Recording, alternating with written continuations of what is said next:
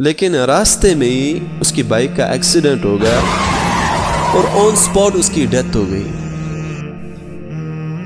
شام سے پہلے ہی اس کے گھر اس کی لاش پہنچ گئی۔ آج ہم زندہ ہیں تو کل جب ہماری موت آئے گی تو لوگ ہماری تصویروں پر انا للہ و انا الیہ راجعون لکھ رہے ہوں گے۔ موت کی تکلیف 100 تلواروں سے زیادہ شدید ہے۔ سوچو، ایک تلوار کا گھاؤ انسان کی کمر توڑ دیتا ہے، انسان کو توڑ دیتا ہے۔ اندھیرا ہی اندھیرا ہے اور تمہیں اپنے اوپر ایک سناٹا محسوس ہو رہا ہے، ایک خوف، ایک ڈر۔ 1-2 سال بعد میری بھی شادی ہوگی، میرے بھی بچے ہوں گے، میری بھی فیملی ہوگی، میرا بھی بہت بڑا بزنس ہوگا، میرا بھی بہت بڑا جاب ہوگا۔ اللہ فرماتا ہے کہ چاہے تم کہیں پہ بھی چھپ جاؤ، تم جہاں بھی ہوں گے موت تمہیں پکڑ لے گی، چاہے تم اونچے محلوں میں ہی کیوں نہ ہو۔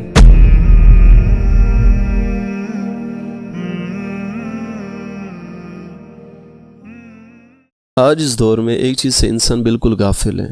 سب کچھ یاد ہے کہ ڈیوٹی پہ کب جانا ہے، بزنس میں کتنا پروفٹ ہوا، کتنے لاسز ہوئے، فون میں ریچارج کب ختم ہوگا، دوستوں سے ملنے کب جانا ہے۔ اتنے مصروف ہو گئے کہ موت جو سب سے قریب سچ ہے اس کو ہم نے بلا دیا ہے۔ تبھی یہ حال ہے ہمارا کہ ہم گناہوں کو نہیں چھوڑ پاتے، گناہ کو گناہ نہیں سمجھ پاتے۔ آج کے دور میں ہم گناہوں کو بڑا ایزلی سمجھتے ہیں کہ بس ایسے لگتا ہے کہ جیسے ہم نے کچھ کیا ہی نہیں، گناہ کو گناہ نہیں ہم سمجھتے۔ لیکن چاہے ہم موت کو کتنا بھی بھول جائے، وہ موت ہمیں ایک پل کے لیے بھی نہیں بھولتی۔ قرآن میں اللہ فرماتا ہے کل نفس ذائقۃ الموت، کہ ہر ایک نفس کو موت کا مزہ چکھنا ہے، وہ چاہے کوئی بھی ہو، بادشاہ ہو یا فقیر، ڈاکٹر، انجینئر ہو یا کوئی مزدور، ہر ایک کو موت کا پیالہ چکھنا ہے۔ موت سے کوئی بھی نہیں بچ سکتا۔ اینما تکونوا یدرککم الموت ولو کنتم فی بروج مشیدہ۔ اللہ فرماتا ہے کہ چاہے تم کہیں پہ بھی چھپ جاؤ، تم جہاں بھی ہوں گے موت تمہیں پکڑ لے گی، چاہے تم اونچے محلوں میں ہی کیوں نہ ہو۔ اسی لیے جتنا ہم موت کو یاد کریں گے نا، اتنا ہمارے دلوں میں اللہ کی محبت پیدا ہوگی، اللہ کا قرب حاصل ہوگا۔ اللہ کے نبی صلی اللہ علیہ وسلم نے فرمایا کہ موت کو اکثر یاد کیا کرو، کیونکہ موت لذتوں کو توڑ دیتی اور انسان کے دلوں میں گناہوں کا نشہ اتار دیتی۔ ہم عقل مند دانا اسے سمجھتے ہیں جس کے پاس بہت بڑی ڈگریاں ہوں، جس کے پاس بہت پیسہ ہو، بہت بڑا بزنس ہو۔ لیکن اللہ کے نبی صلی اللہ علیہ وسلم نے فرمایا الکیس من دان نفسہ وعمل لما بعد الموت، کہ عقل مند اور دانا انسان وہ ہیں جو اپنے نفس کو کنٹرول کرے اور مرنے کے بعد کے لیے دنیا میں اعمال کرے، نیک اعمال کرے جو مرنے کے بعد اس کو کام آئے گی۔ والعاجز من اتبع نفسہ، اور بے وقوف ہے وہ شخص جو اپنے نفس کی اتباع کرے، نفس جو بولے بس وہ وہی کرے، ہواہا وتمنى علی اللہ، اور تمنا رکھے دل میں کہ اللہ تو غفور الرحیم ہے، اللہ تو معاف کرنے والی ذات ہے۔ آج ہم زندہ ہیں، ہماری سانسیں چل رہی ہیں، ہمارا دل دھڑک رہا ہے، لیکن ان قریب وہ وقت آئے گا جب ہمیں اس دنیا کو الوداع کرنا پڑے گا، ہمیں اس دنیا سے جانا پڑے گا۔ موت ایک ایسی حقیقت ہے جو انسان اور دنیا کے درمیان سارے رشتوں کو ختم کر دیتی ہے، توڑ دیتی ہے۔ آج جو ہماری آنکھیں چمک رہی ہیں، موت کے بعد انہی آنکھوں میں مٹی بھر جائے گی۔ آج جو زبان بولتی ہے، کل یہی زبان خاموش ہو جائے گی۔ آج جو دل دھڑک رہا ہے، کل یہی دل سوکھ جائے گا۔ آج جس حسن پر ہم اتنا ناز کر رہے ہیں، اتنا فخر کر رہے ہیں، اتنا تکبر ہیں، کل یہی چہرہ، کل اسی چہرے کو قبر کی مٹی کھا جائے گی۔ یاد رکھو میرے بھائی اور بہنوں، موت کوئی آسان چیز نہیں ہے۔ موت کو اتنا مت بھولو کہ جب آ جائے گی تو ساری کی ساری حقیقت اسی ٹائم پتہ چل جائے گی کہ موت کیا تھی، موت کس کو کہتے ہیں۔ اللہ کے نبی صلی اللہ علیہ وسلم نے فرمایا موت کی تکلیف 100 تلواروں سے زیادہ شدید ہے۔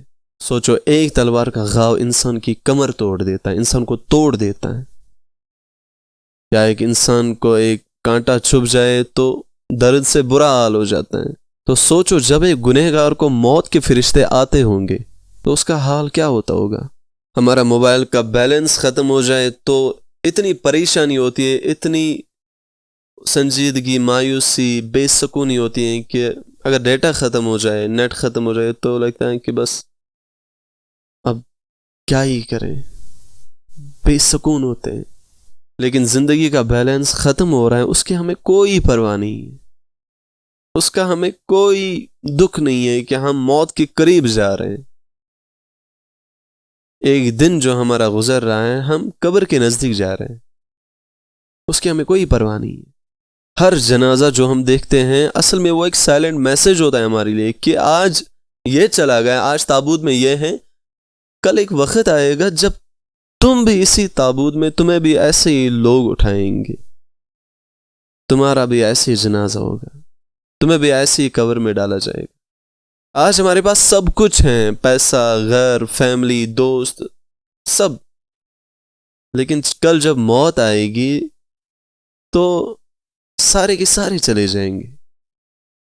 نہ فیملی ساتھ ہوگی، نہ دوست ساتھ ہوں گے. جو دوست ہمارے بنا آج رہ نہیں پاتے، جو فیملی، جو ماں باپ ہمارے بنا آج بالکل بھی نہیں رہ پاتے، لیکن جب موت آئے گی تو سب ہمیں چھوڑ کر چلے جائیں گے. تب ہمارا کوئی کام نہیں آئے گا، بس آئے گا تو ہمارے اعمال، ہمارے کرتوت جو ہم نے دنیا میں کیے ہیں، بس وہی کام آئے گا. اس لیے اپنی زندگی کو آج ہی بدلو، کیونکہ عنقریب تمہیں ملک الموت کو دیکھنا ہے، عنقریب تمہیں قبر کو دیکھنا ہے.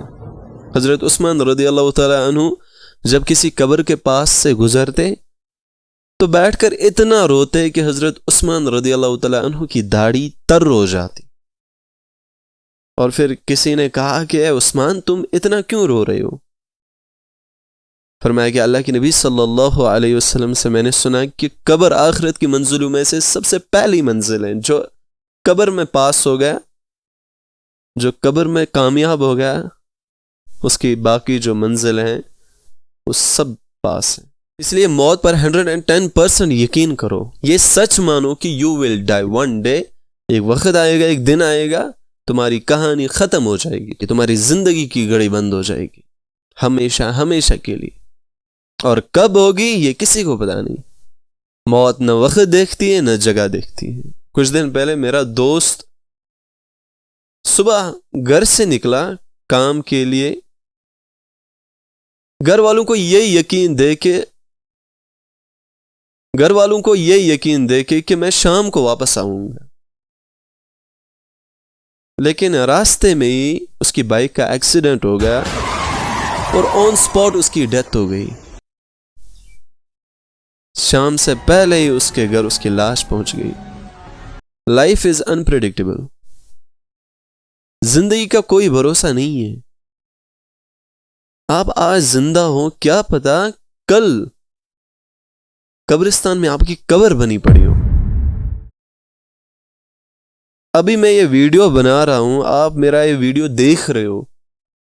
آئی ڈونٹ نو کہ یہ ویڈیو بنانے کے بعد میں اگلا ویڈیو بنا پاؤں گا کہ نہیں، مجھے کچھ بھی پتا نہیں.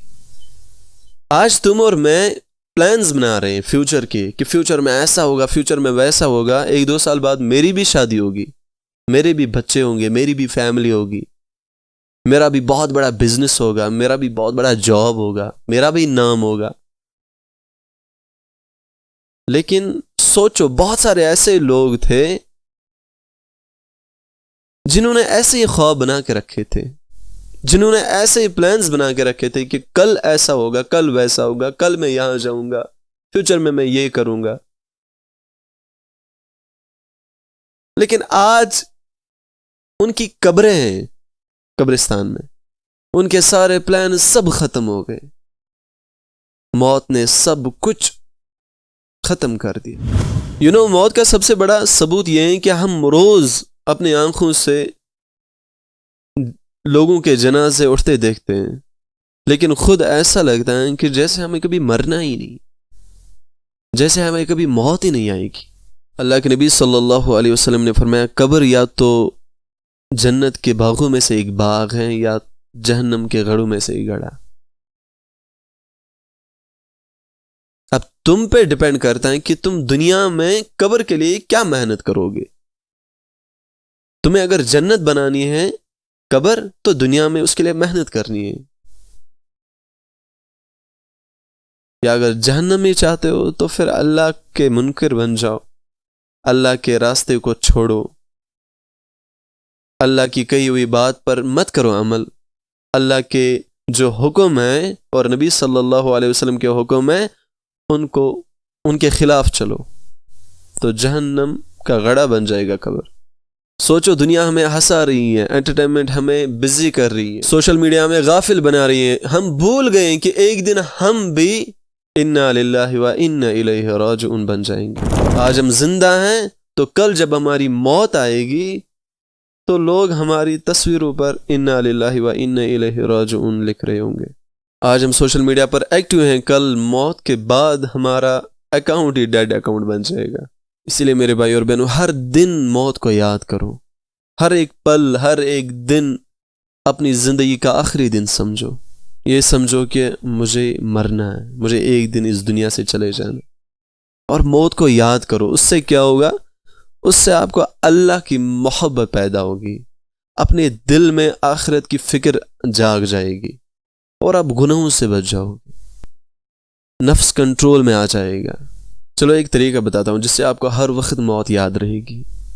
آج جب تم رات کو سونے لگ جاؤ نا، تو سونے سے پہلے اکیلے روم میں اکیلے رہ کر سارے لائٹس آف کرنا، اور اپنے روم میں سینٹر میں کمرے کے بیچ میں لیٹنا، اور ایک ہلکی سی چادر اپنے فیس پر، اپنے اوپر رکھنا، بالکل ایسے جیسے وہاں زمین تلے 40 ہاتھ کی مٹی ہے۔ آنکھیں بند کرنا اور سوچنا کہ تم قبر میں ہو، ایک کفن میں لپیٹے ہوئے ہو، کوئی نہیں ہے یہاں پہ، نہ فیملی ہے، نہ دوست ہیں، بس تم اور اندھیری قبر، گرد خاک کی ٹھنڈک چہرے پر آ رہی ہے، اندھیرا ہی اندھیرا ہے، اور تمہیں اپنے اوپر ایک سناٹا محسوس ہو رہا ہے، ایک خوف، ایک ڈر، ایسا لگ رہا ہے کہ کوئی آ رہا ہے، چلنے کی آواز آ رہی ہے، نکیر و منکر کی، اور تم سے سوال کیے جائیں گے کہ من ربک، خود سے ہی جواب دینا۔ کمرے میں جب اکیلے ہو تو خود سے جواب دینا، خود سے سوال کرنا، من ربک، تمہارا رب کون ہے، اور جواب دینا، ربی اللہ، میرا رب اللہ ہے۔ من دینک، تمہارا دین کیا ہے، دین الاسلام، اور من نبیک، تمہارا نبی کون ہے، اور کہنا حضرت محمد صلی اللہ علیہ وسلم۔ اب دھیرے دھیرے آنکھیں کھولنا، چادر ہٹانا اور لائٹس آن کرنا، اور پھر جب کیفیت ہو جائے تمہاری، پھر جب احساس دل میں آئے تو اس احساس کو برقرار رکھنا، جو کیفیت دل میں آئے اسی کیفیت کو ہمیشہ رکھنا۔